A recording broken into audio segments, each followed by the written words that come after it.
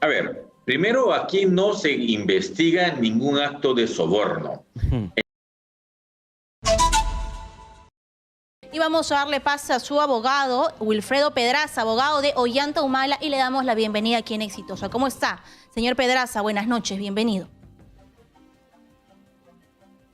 ¿Cómo está, Katiuska? Buenas noches. Pedro, buenas noches. Buenas noches, doctor Pedraza. Pero para preguntarle directamente sobre la posición que tiene en este momento la Fiscalía, de que efectivamente había una situación de corrupción el que se habría perpetrado en este periodo de financiamiento de campaña política de la expareja presidencial. ¿Cuál es la defensa que manejan ustedes frente a esas delaciones que incluso también Jorge Barat había hecho? Bueno, creo que estamos entrando a una etapa muy importante del proceso penal en la que finalmente tendremos ocasión de evaluar el significado de cada declaración de testigo, investigado y analizar también los documentos. Ahora es cuando realmente los jueces podrán evaluar si realmente tiene el significado que el fiscal le atribuye. Hay más de 300 testigos aproximadamente, el 80% del Ministerio Público. La verdad es que testigos en su mayoría irrelevantes. Hay abundante documentación que desde mi punto de vista también resulta absolutamente irrelevante. Así que en buena hora que entramos a una etapa en la que, reitero, finalmente el tema a discutir es: los testigos dicen y pueden acreditar hechos, los documentos dicen lo que la Fiscalía interpreta, así que vamos con mucha tranquilidad. Hoy he comenzado y seguramente tendremos juicio oral durante el próximo año, todo el año seguramente. Así es, efectivamente son 285 testigos, pero también yo quería preguntarle qué papel cumple, según la Fiscalía, el señor Martín Belaúnde Locio, que sabemos que fue muy cercano a la expareja presidencial.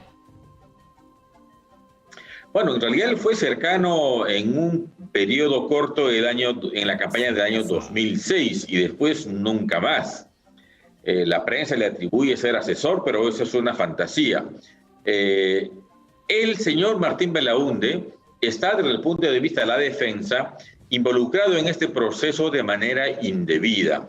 Hoy tuvimos ocasión de discutir sin éxito ante los jueces del juzgado colegiado para decir que él debería ser retirado temporalmente de este proceso porque él es un extraditado y un extraditado tiene necesariamente que ser objeto de juzgamiento solo por lo que ha sido materia de autorización, en este caso de Bolivia, y los temas vinculados con lavado de activos pues no tienen ninguna autorización. Esa autorización que debería dar Bolivia está en trámite en el país vecino y mientras eso no ocurra, por un tema de legalidad procesal, la verdad es una irregularidad que ese señor siga siendo acusado y comprenda, por tanto, participe, por tanto, del juicio oral. Espero que eso muy pronto se pueda subsanar, porque sin la menor duda, eso constituye una infracción procesal bastante delicada. Sin embargo, doctor Pedraza, la tesis fiscal es que aquí se habría perpetrado lavado de activos con el financiamiento ilegal que se habría recibido por parte de Odebrecht, como también es el gobierno de Venezuela en el periodo de Hugo Chávez. Pero también está dentro del debate si efectivamente el financiamiento en esos tiempos era penado, porque se habla de un financiamiento ilegal. Un financiamiento que habría permitido una especie de sobornos previos para que se pueda favorecer a la empresa Odebrecht con ciertas obras en construcción, o la interferencia del gobierno venezolano en el periodo del expresidente Ollanta Humala. Esa tesis, ¿cómo piensan ustedes desbaratar? El de lavado de activos. A ver, primero aquí no se investiga ningún acto de soborno. En todos los casos el Ministerio Público dice: el gobierno de Venezuela habría financiado la campaña del 2006, Odebrecht y Brasil habría financiado la campaña 2011. Por tanto, no estamos frente a un caso que involucre recursos del Estado, que involucre contratos de obras, adendas, etc. Aquí es siempre, en el 100% del caso, aportes para campaña política. Pero en esa hipótesis, nosotros tenemos una respuesta clara. Lo resumo muy corto en 3 temas. Primero, que el nacionalismo nunca recibió dinero ni de Venezuela ni de Brasil. Pero lo más importante, en segundo lugar, en el Perú existe una legislación especial, la ley que regula los partidos políticos, que establece quiénes pueden aportar, quiénes no. Y lo más importante es que establece que cuando se incumplen esas reglas de quiénes pueden aportar, si hay o no una contabilidad correcta, dolosa o culposamente alterada, esas infracciones, que es materia de investigación por lavado de activos, en rigor constituyen faltas administrativas y que son sancionables a partir de la OMPE y el Jurado Nacional de Elecciones.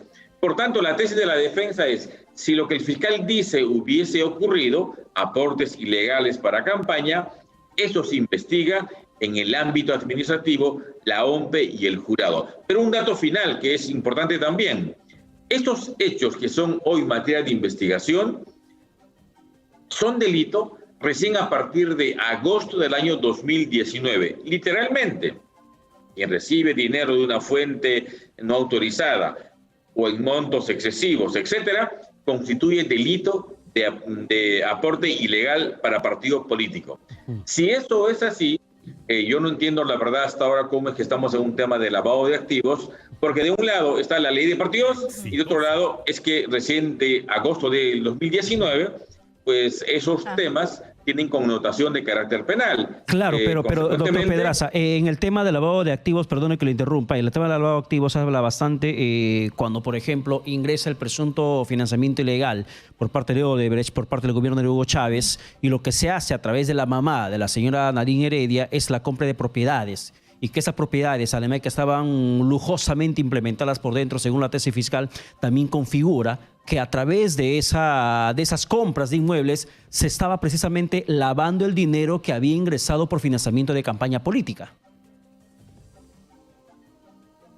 A ver, en primer lugar, solo existe la compra del propio inmueble de la mamá de la señora Heredia y una compra con un crédito financiero del BCP del año 2007 que ocupa hoy la familia Humala Heredia. No hay más bienes inmuebles, ni empresas, ni offshores, ni transferencias, nada.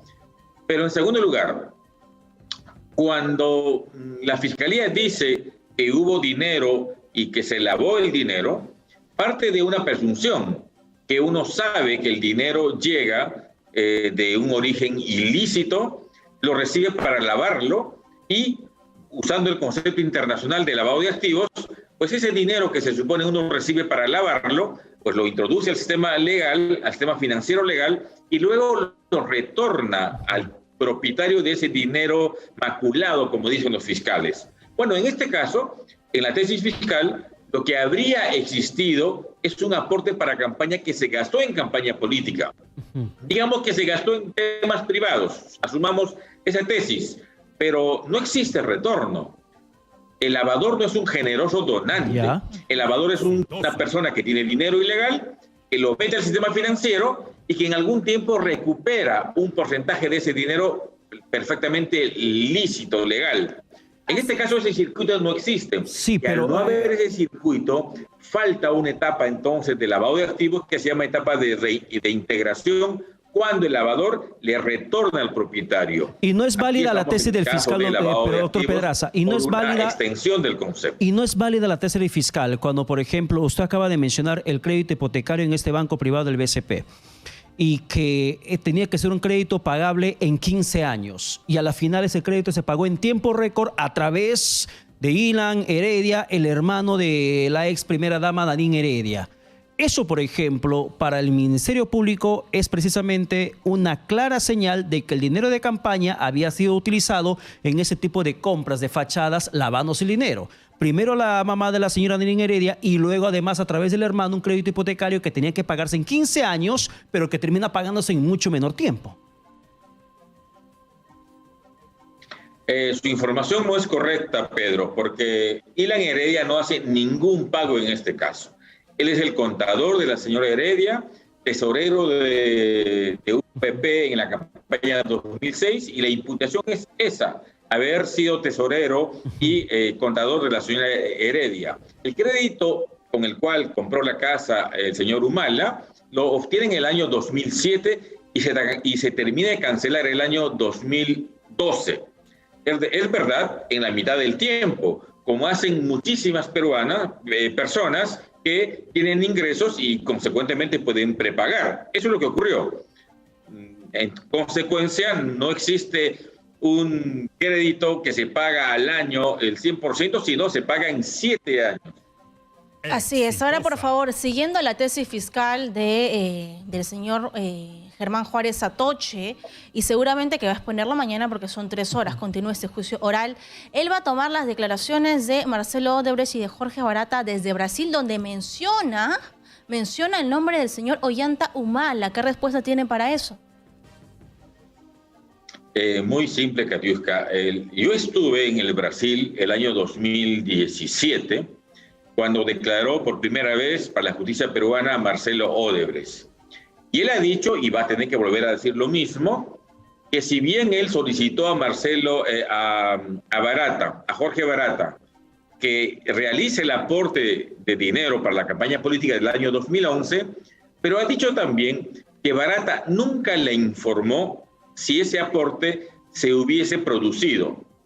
Y en el caso de haberlo ocurrido, nunca supo de dónde habría salido el dinero.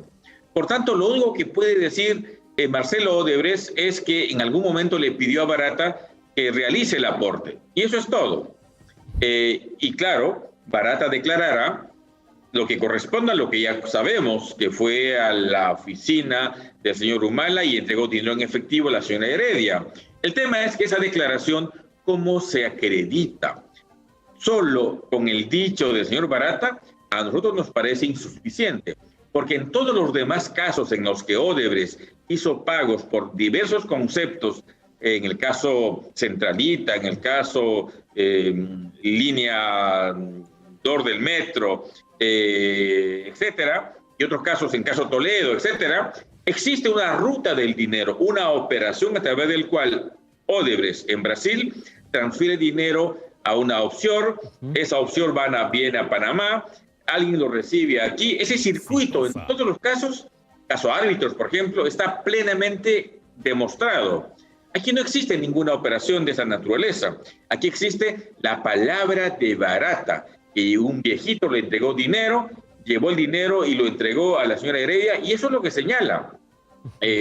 No me parece que sea un asunto acreditado, y en materia procesal penal de lo que se trata es de acreditar con alguna evidencia razonable. Pero dentro de todo eso, doctor Pedraza, ¿se ha podido acreditar desde la defensa la procedencia del dinero de la compra de esos inmuebles? Porque sobre eso gira la hipótesis de lavado de activos, del financiamiento ilegal de la campaña política proveniente de Odebrecht. Y además las cuentas.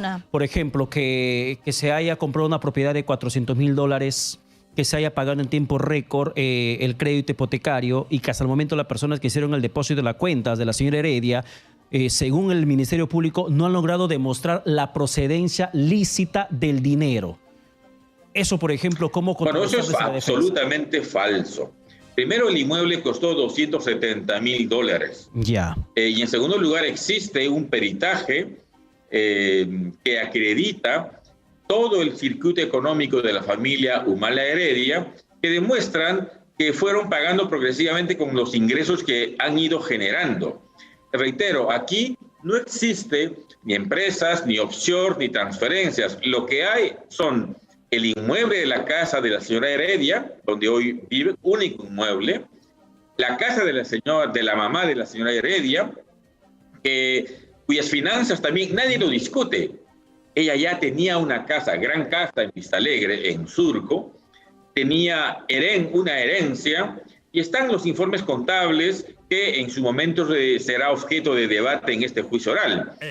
Ocurre que el Ministerio Público sostiene que hay un desbalance y por tanto compras aparentemente ilegales, porque el perito que el señor fiscal designa comete gruesos errores. Por ejemplo, Katiuska ha señalado un tema importante. Dinero de las hijas. Bueno, esos dineros de las hijas son depósitos que en el tiempo fueron creciendo desde el año 2005 para adelante, hechos con el peculio de mi patrocinado, el señor Humala, que depósitos a plazo fijo fueron creciendo cada año y sin retiro alguno. Y está plenamente garantizado con información del banco, de los bancos, que es un efecto, fue un depósito pequeño y que luego fue creciendo hasta la suma de $40,000 durante muchos años.